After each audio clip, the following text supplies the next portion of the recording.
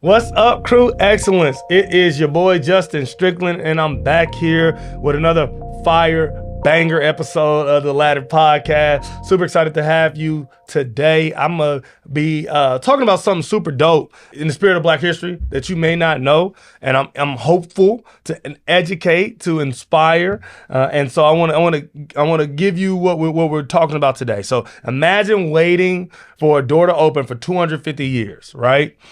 And that door opens only 22 days before you're supposed to walk through it. And that's the story of Hiram Revels.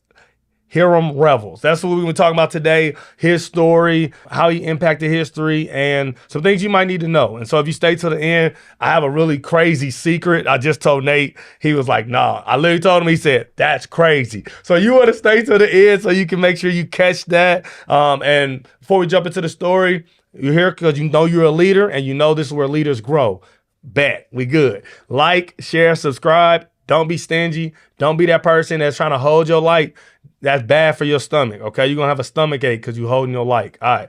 Now we got through that and you feel well because you hit the button. Hiram Revels is the first Black man ever voted into the U.S. Senate. He was a minister. He was part of the Underground Railroad. And he actually ended up taking a seat of the president of the Confederacy. Talk about the Lord talking about he will create a table for you in the presence of your enemies. Come on now, get to running, saint. And so I want to talk to you about what it teaches about getting ready, about doing work and not knowing what door God's going to open for you and just being prepared to walk through it when it opens. And so I want to give you a little backstory about Hiram Revels. He was born a freedman to a Baptist preacher. His dad was a minister, so he was a PK. He went to several colleges in Ohio and Indiana and eventually graduated from a seminary in Illinois and became a minister. So he followed in his father's footsteps. He didn't become a Baptist minister, though. He became a minister in the AME denomination, which is African Methodist Episcopal denomination. My uncle used to be an AME minister. Shout out to Uncle Jay, man. He preached around the country. And so he preached to freedmen, he preached to the enslaved. And one of the things that if you study the Underground Railroad is there were certain occupations that allowed you to be a part of the Underground Railroad. And being a minister was one of them because you access to churches. And having access to churches give you access to hide people in those churches. And so he used that opportunity well, and he helped with the Underground Railroad. He was a scout and an assistant to get fugitives to safety and help them to make it to the north. And so I think about Revels in that season as a Methodist minister, actively preaching against sin and tangibly fighting against it as he helps free slaves from the South. This kind of orthopraxy rhythm of his life, where he's not just talking about things and he's not just learning or thinking about things. He's actively pursuing the things that he's preaching about, and he's doing it in private. He was not. He didn't have a big church or a big following or any of those anything of that nature. He was a good minister and a good man, and in that he began to create relationships throughout the North and the South with other ministers and political pundits, if you will. I get that word. You use that word, I guess. And so he really is working through this in the 1850s, and now we get to the 1870s, and this is what's something so crazy is like. So we have the Declaration of Independence, and I was just talking to one of my good friends about this. They write the Declaration of Independence. The Declaration of Independence claims freedom for all men, right? It says all men have the right to pursue is life, liberty, and the pursuit of happiness. All men, that's how the Declaration is phrased. All men have the right to life, liberty, and the pursuit of happiness. The problem is the people writing it only believed that all men were white land-owning men. And so because of that, the Constitution is in effect. There are court cases and trials and all of these things fought that, one, white women don't have any rights right? They cannot own property. They cannot vote. They cannot run for office. Native Americans cannot vote, cannot own property, cannot run for office. And African Americans cannot vote, cannot run for office, cannot own, in a lot of cases, cannot own property. And particularly in the South, in a lot of these cases. In the North, there were places where minorities could own property and even vote. But especially in the South, they did not allow those things to happen. And so, fast forward 250 years after the Declaration of Independence, they write the 15th Amendment to the Constitution, which gives minorities the right to vote. And not only the right to vote, but the right to hold office. And so 22 days before before Mississippi is rejoining the United States, because remember they had left in the Confederacy, and so they're about to rejoin the United States, meaning their Senate seats were vacant, and one of their senators was the president of the Confederacy. As they rejoin, they get to vote. And at the time, black people were Republicans, particularly because Abraham Lincoln was a Republican, and he's the one who signed the Declaration of Independence. No, I'm sorry. Whoa. He signed the Emancipation Proclamation, not the Declaration of Independence. Don't clip me, y'all. I know my history.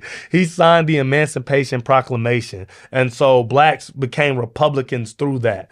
And so the black delegates in the Republican Party are like, man, we need to put all our votes behind one candidate so that we can have a black senator as Mississippi rejoins the Union.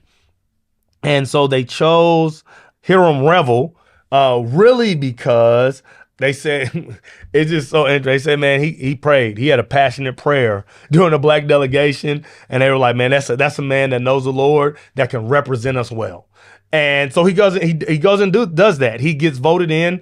It's interesting. As soon as they vote him in, some people from the South argue that he cannot be voted president because one of the laws in presidents, you have to be a citizen for 9 years. And they argued that black men were not citizens until 4 years prior. They literally said that black people were not citizens in 1857 during the Dred Scott Supreme Court case. And they said black people really didn't have the right to vote until 1868, thanks to the 14th Amendment.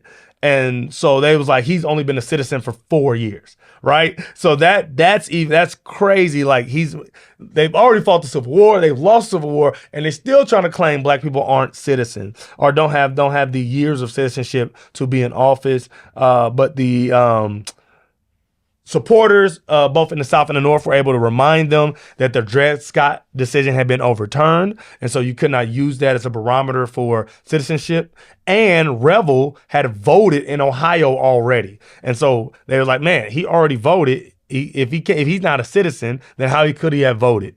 And so they were able to kind of push those back pretty easy. He won the election 48-8, I think it was the numbers, by a landslide. And he was elected senator. And he spoke out against Georgia, was rejoining, but they had some literature in their ratification document that would disallow for minorities to hold office. And so one of his first things he did was speak out on that.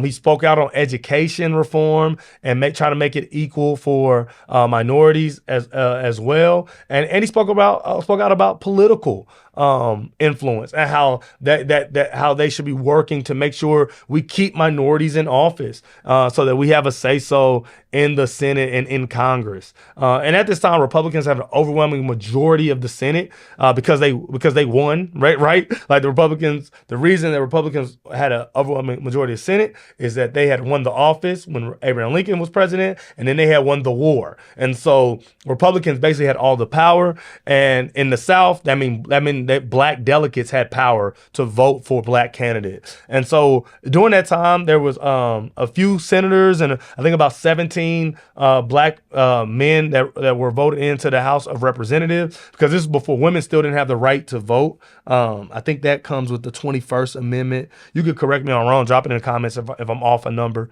But This is the secret fact. If you made it to this far, this is the craziest part. And this is why I think it's relevant today with people like Jasmine Crockett running for office, people like Madani in New York running for office. And I'm not necessarily co-signing either of their politics, but what I am co-signing is the representation. And they deserve to be at the table because they represent people in this country.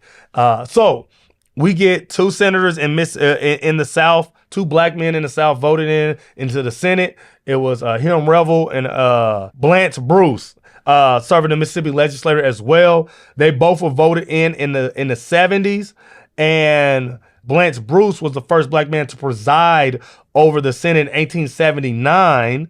But then, after his term, we went 80 years before we got another black senator in 1976. And so I want you to hear that.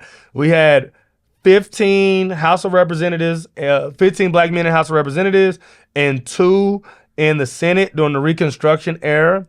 After Blanche Bruce fulfilled his term in 1879, he was presiding over the Senate. He fulfilled his term. We did not get another black senator, and his name was Edward Brooke in Massachusetts, until 1967.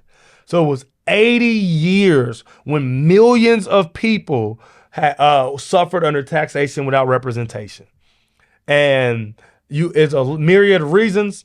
KKK is one of them. Voter registration disputes and voter intimidation.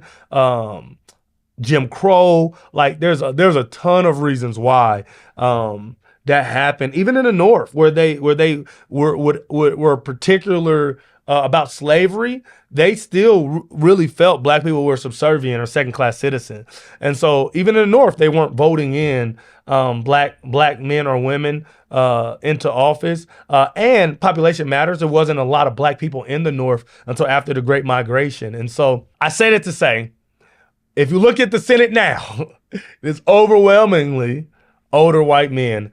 And that is, I think it's anti-American. And hear me out. This is why. I believe that one of the main reasons the American colonies broke apart from Great Britain is they really struggled with taxation without representation. That was a big deal. It's a big deal. We learn every year. We learn about the Boston Tea Party and the Revolutionary War, and it was all. I mean, not all, but a lot of it was taxation without representation. And we have recreated that same scenario for millions of Americans today. If you look at the percentages of minorities versus their percentage in government, you will see a large discrepancy. And that for me, reminds me of the same kind of foundation for the American Revolution. A lot of minorities are being taxed without having anybody that represents their interests, that represents their communities well and properly. And I think that's unfair. Not in the sense that we are victims, but I think it's unfair in the sense that we have to do something about it to make a change. And I love that I mentioned Jasmine Crockett. I love her campaign. I love what she stands for. And we need more people like that who are willing to take the shots, who are willing to have people go through their finances, who are willing to have people drag them on TV so that they can represent a community that is desperate to be represented in the Congress, with Senate, with the House of Representatives, and your local mayors, your local county commissioners. Like, we are desperate to be represented well and have someone in that can make change politically with laws and legislation that has our best interests at heart. And so shout out to Hiram Revels and what he did back in the day in Mississippi, making history, really just doing something amazing at a time. Mississippi, y'all, it just blows my mind that he was able to do that, and he did it really well. After he was in the Senate, he actually went on to become president at Alcorn College in Mississippi, which is a HBCU. Shout out to my HBCUs during Black History Month. All my beautiful black people getting educated at those universities. He was one of the presidents at Alcorn College, and he kind of lived his life that way, educating the next wave of black people. And that's what we got to do, man. Whenever we get somewhere and we're able to make history or to make changes, we got to turn around and reach back to the next generation that can do the same. All right, man, I love y'all. I'll be hanging out with somebody black, man, who cook good and love good, man. I love y'all. I'll see y'all next time, man. Peace.